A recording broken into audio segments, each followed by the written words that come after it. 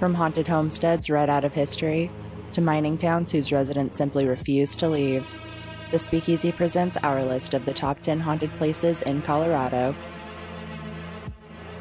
Number 10. Cheeseman Park. Cheeseman Park, located in Denver, Colorado, is the perfect spot to start off our countdown, and probably a not-so-perfect spot to have a picnic. Built in 1858, it opened its gates as Prospect Hill Cemetery. Before the land was sold and built into a park, it is said that there were over 2,000 bodies buried here. On moonlit nights, rows of ghostly graves are said to appear. At night, shadowy figures glide through the darkness around any brave enough to walk through. Those who live in the area have reported ghosts outside their doors and windows, knocking and tapping, looking confused and scared.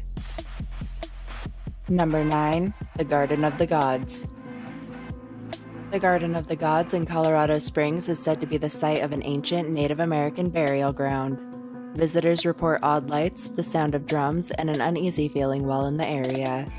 Some claim that an eerie presence follows people entering and exiting the park. Possibly the most terrifying reports from this location are from drivers in the area, who report sudden power loss within their vehicles and brakes temporarily failing to function. Number 8.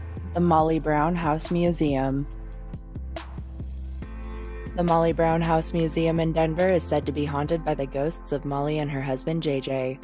Staff and visitors report smelling cigar and pipe smoke from time to time, and cold spots can be felt in Molly's room. She is said to be frequently seen walking around the house. An unidentified apparition haunts the dining room, moving chairs in various directions. It is said that she is less shy and will even pose for a photo.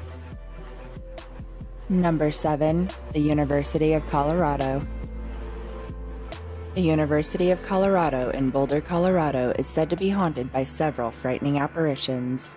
The ghost of a woman who was murdered in the Mackey Auditorium is said to still be seen there from time to time, the sounds of a ghostly organ following her.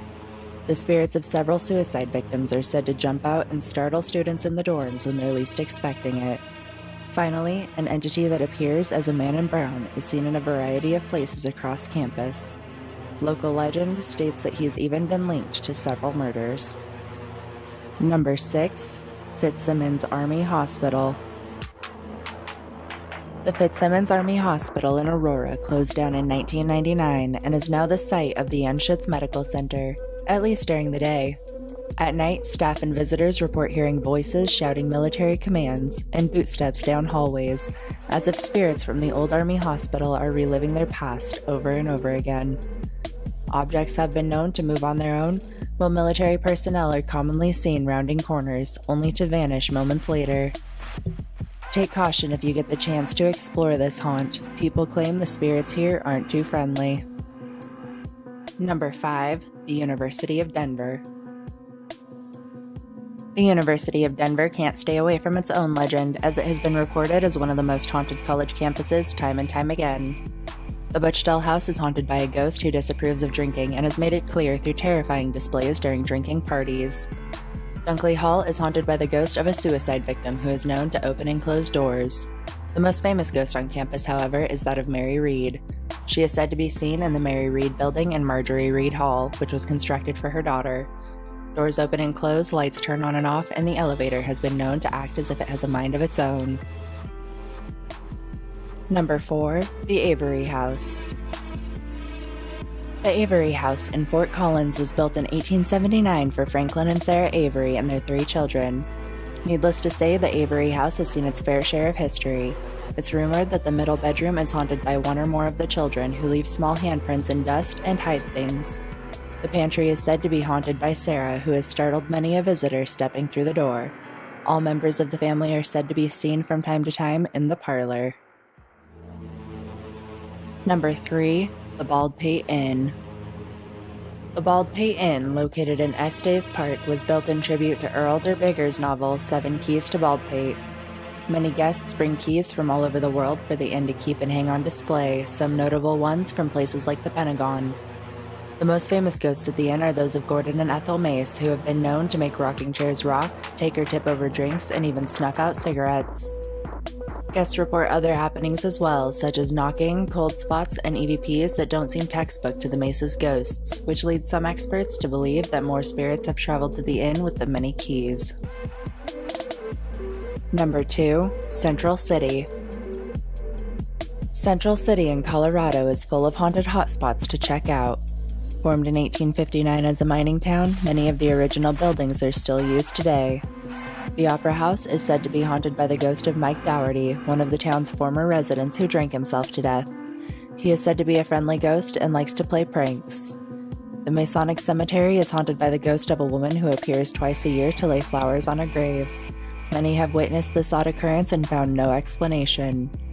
Finally, the Teller House, which was once a hotel, is said to be haunted by the ghosts of a husband and wife from the town's early days. When she passed of consumption, he got drunk and painted what is now referred to as the face on the barroom floor, right before drinking himself to death. They can be heard on the anniversary of his death, talking lovingly to one another. Number 1. The Stanley Hotel.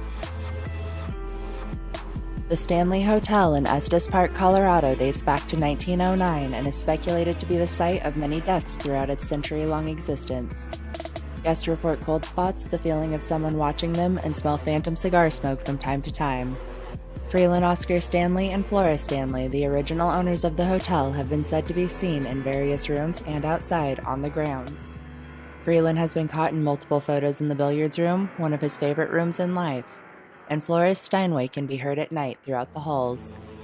Aside from the Stanleys, guests also report dark figures in the parking lot, the sounds of voices when no one is around, and find objects moved within their rooms. Recognized nationally as one of the most active haunted locations in America, and even inspiring Stephen King to write The Shining, it's no wonder we chose the Stanley Hotel as number 1 on our list of Colorado's most haunted. There you have it. Those are our picks for the 10 most haunted places in Colorado. If you enjoyed this video, don't forget to like, share, and subscribe. There's plenty more to come. Until next time.